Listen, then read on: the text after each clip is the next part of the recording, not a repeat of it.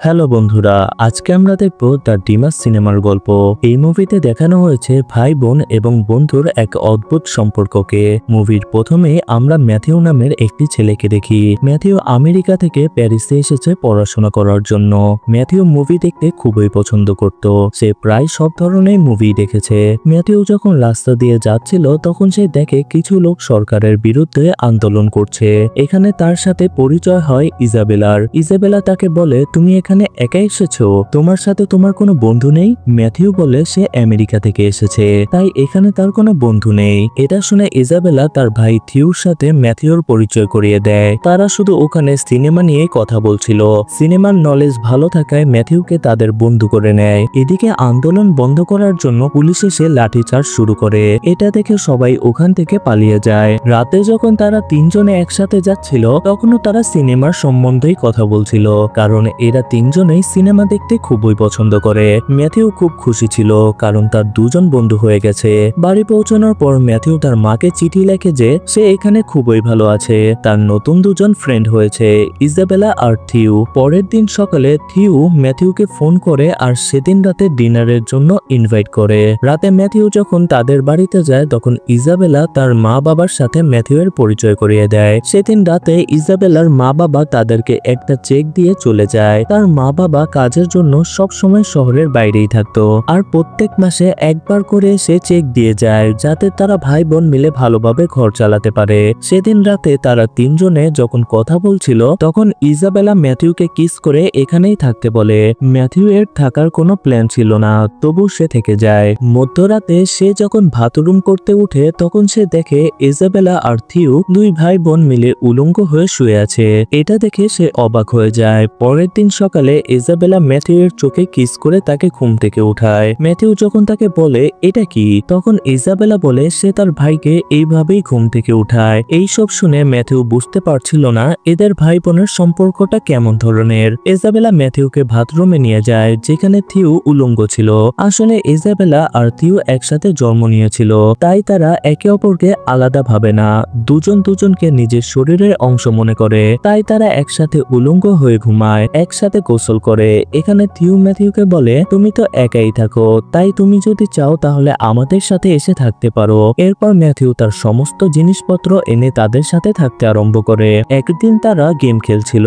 গেমের রুল ছিল যে জিতবে সে বাকি দুজনকে যেটা বলবে সেটাই করতে হবে। এই গেমটি থিউ জিতে যায় আর থিউ ইজাবেলা আর ম্যাথিউকে বলে তার সামনে ইন্টিমেট হওয়ার জন্য।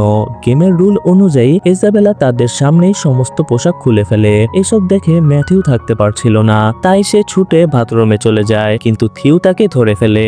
আর ইজাবেলা এক এক করে ম্যাথিউর সমস্ত পোশাক খুলে দেয় আর দেখে ম্যাথিউয়ের প্রাইভেট পার্টে লুকানো রয়েছে ইজাবেলার একটা ছবি। এটা দেখে ইজাবেলা হাসতে আরম্ভ করে। তারপর ম্যাথিউ ইজাবেলার সাথে ইন্টিমেট হয়। এটা ইজাবেলার প্রথমবার ছিল। এই সব কিছু থিউ দাঁড়িয়ে দাঁড়িয়ে দেখছিল। সেদিন রাতে ইজাবেলা আর ম্যাথিউ আবার ইন্টিমেট হয়। তখন ম্যাথিউ বলে তোমরা ভাই বোন মিলে এইরকম ভাবে থাকো কেন? ইজাবেলা বলে তাদের জন্ম একসাথেই হয়েছে, তাই তারা একে অপরকে নিজের শরীরের অংশ মনে করে, এজন্য তাদের মধ্যে কোনো লজ্জা নেই, কিন্তু তাদের মধ্যে কোনো ফিজিক্যাল রিলেশন নেই। এটা শুনে ম্যাথিউ বলে তোমার মা বাবা এই সম্বন্ধে যদি জানতে পারে তাহলে কি হবে? এটা শুনে ইজাবেলা বলে এমন কিছু হলে আমি সুসাইড করে নেব।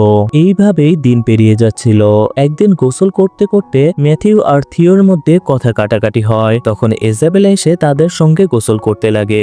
ইজাবেলা ম্যাথিউকে বলে তুমি আমাদেরকে ভালোবাসো, এটা তোমাকে প্রমাণ করে দেখাতে হবে। এই বলে তারা ম্যাথিউ এর গুপ্ত লোম কাটতে লাগে, কিন্তু এটা ম্যাথিউ এর একদম ভালো লাগে না আর বলে তোমরা সবসময় বাচ্চাদের মতো ব্যবহার করো কেন? তোমরা যেভাবে থাকো সেটা ভুল, আর তোমার তো কোনো বয়ফ্রেন্ডও ছিল না, ভাইয়ের কথাতেই উঠো বসো। এটা শুনে ইজাবেলা গার্লফ্রেন্ডের মতো থাকতে লাগে আর ম্যাথিউ এর সাথে ডেটে যায়। এইদিকে থিউ একটি মেয়েকে বাড়িতে নিয়ে এসে ইন্টিমেট হয়। এটা যখন ইজাবেলা জানতে পারে তখন সে কান্না শুরু করে। তার ভাই অন্য কোনো মেয়ের সাথে ইন্টিমেট হচ্ছে, এটা তার খুবই খারাপ লাগে। পরের দিন ইজাবেলা ঘরের মধ্যে একটা তাবু খাটায় আর বলে যখন আমরা ছোট ছিলাম তখন থিউ আর আমি তাবুর মধ্যে উলঙ্গ হয়ে শুয়ে থাকতাম। তারপর তারা তিনজন মিলে তাবুর মধ্যে উলঙ্গ হয়ে শুয়ে পড়ে। কয়েক ঘন্টা পেরিয়ে যায়। তারা যখন গভীর ঘুমের মধ্যে ছিল তখন তাদের মা বাবা ওখানে এসে সবকিছু দেখতে পায়। ভাই বোন আর বন্ধুকে এমন ভাবে শুয়ে থাকতে দেখে তাদের খুবই খারাপ লাগে আর তারা চেকে সই করে চেকটা ওখানে ওখানেই রেখে চলে যায়। কিছুক্ষণ পর ইজাবেলার যখন ঘুম ভাঙে তখন সে দেখে টেবিলের উপর চেক রাখা। ইজাবেলা বুঝে যায় তার মা বাবা এখানে এসেছিল আর এই সব কিছুই দেখেছে। এই কারণে ইজাবেলার খুবই খারাপ লাগে। এরপর থেকে সে আর তার মা বাবার সামনে যেতে পারবে না, তাই সে ঠিক করে সে সুসাইড করবে। তখন বাইরে আন্দোলন চলছিল, একটা পাথর তাদের ঘরে এসে পড়ে। এই কারণে ম্যাথিউ আর থিও এর ঘুম ভেঙে যায় আর তারা গিয়ে ওই আন্দোলনে যুক্ত হয়। ম্যাথিউ থিও আর ইজাবেলাকে বোঝায় এই আন্দোলন থেকে দূরে যাওয়ার জন্য, কিন্তু ম্যাথিউ এর কথা কেউই শুনছিল না। থিও গিয়ে পুলিশের উপর হামলা করে। এইসব দেখে ম্যাথিউ বুঝতে পারে এইসব পাগলদের সাথে থাকলে তাকেও মরতে হবে, তাই সে ইজাবেলা আর থিওকে ছেড়ে ওখান থেকে চলে যায়।